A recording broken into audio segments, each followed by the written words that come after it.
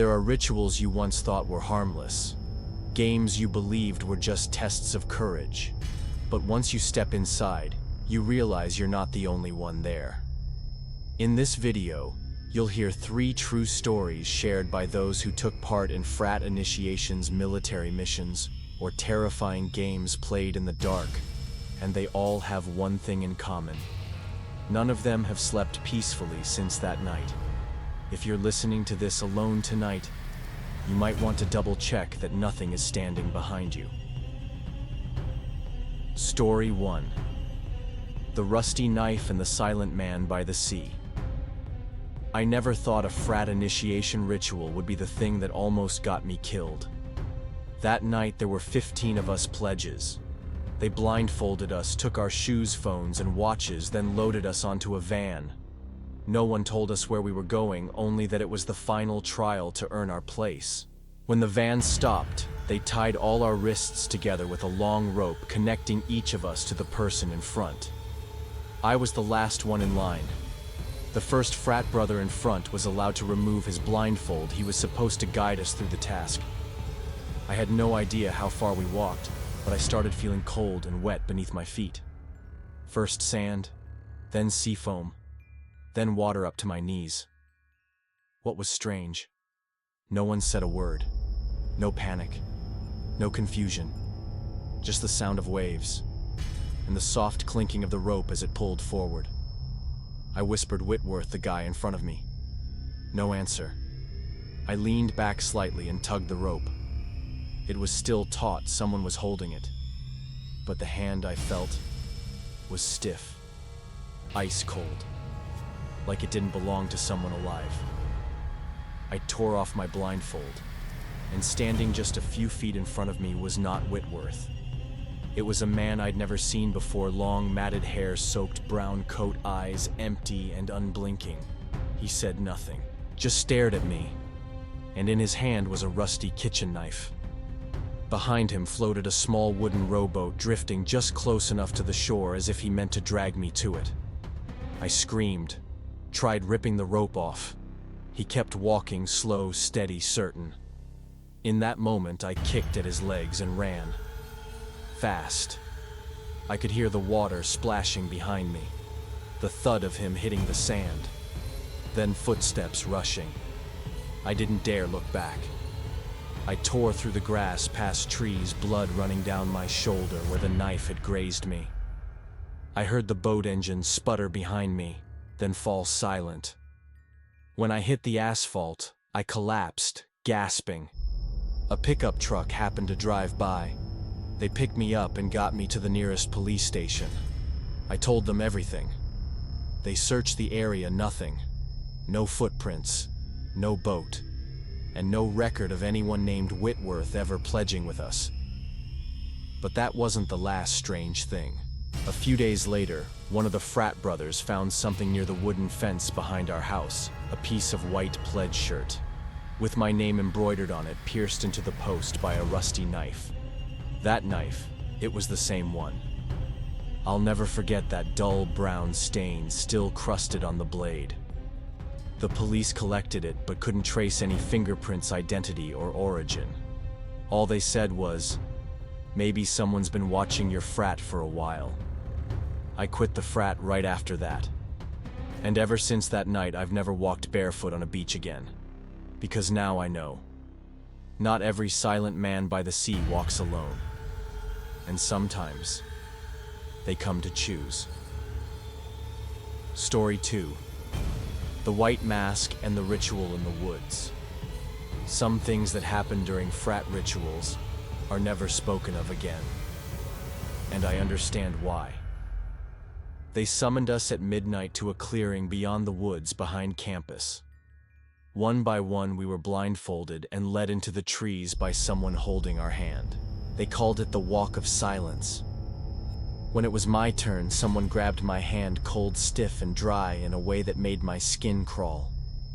I assumed it was one of the frat brothers, but I heard no breathing, no footsteps, only the sensation of cold radiating from them like something long dead. I tried to speak, but whoever it was stayed completely silent. Only when I said, "Can I adjust my blindfold?" did they stop. Then, they nodded. I pulled it down. Standing in front of me was a tall man draped in a black cloak, wearing a smooth, expressionless white mask, like a warped version of a Guy Fawkes face. His eyes behind the mask were hollow, like staring into an empty tunnel. Around us was a circle of black candles half sunken into the ground. The air smelled like scorched bone and rotting wood. At the center of the circle was a partially open black cloth sack.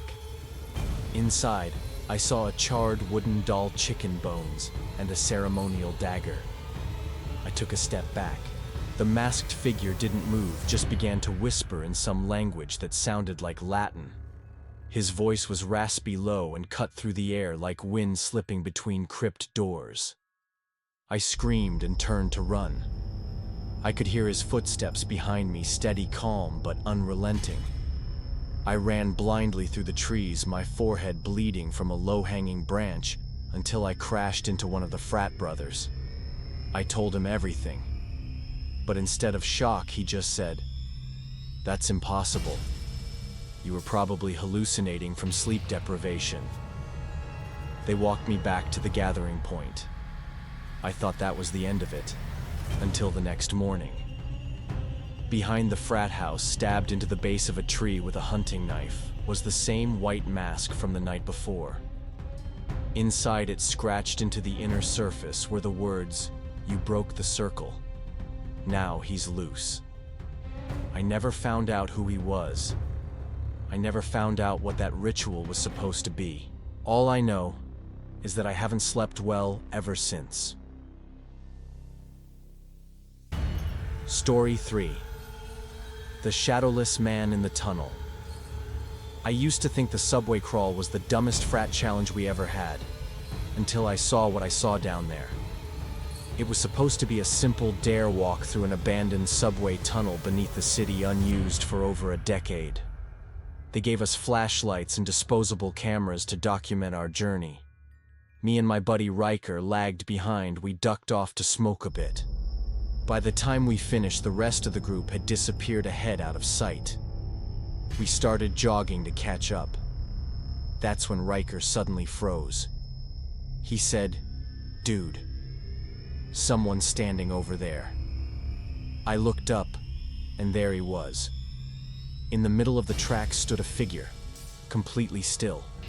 Not moving, not reacting. Dressed in dark clothing, head tilted to one side like he was watching us. We called out, "Hey, who's that?" No response. Then, he took one step forward, and then charged. He moved fast. But that wasn't the scariest part. The terrifying part was that we couldn't hear him. No footsteps, no echo. Just silent motion, like he wasn't even touching the ground. We turned and ran. I slipped, hit the rail, but Riker yanked me back up. We sprinted toward the tunnel entrance, where an old train car's reflection cast a faint glow on the wall. We burst out to the rest of the group, breathless, pale, rattled. They didn't believe us. Not until later. When the frat developed the photos from the disposable cameras, they found something in one of the last shots, one where the group stood posed at the tunnel entrance. In the background, partially obscured by the shadows, stood a tall, thin figure. No face visible, no defining features. But here's the strange part. Everyone in the photo had a shadow on the concrete floor, except for him. 3 stories, 3 warnings. Whether it's a frat house, a military base, or a tunnel deep beneath the city, there are things out there beyond what we're trained to handle. You can call it a prank, a ritual, a test of courage. But for the people in tonight's video, it was a moment between life and death. If you've ever experienced something similar, tell us in the comments. You might not be the only one. You might just be the next. And if you enjoy real scary stories like these, Make sure to like the video, subscribe to the channel, and turn on notifications so you won't miss the next haunting tale. But for now, sleep tight if you can.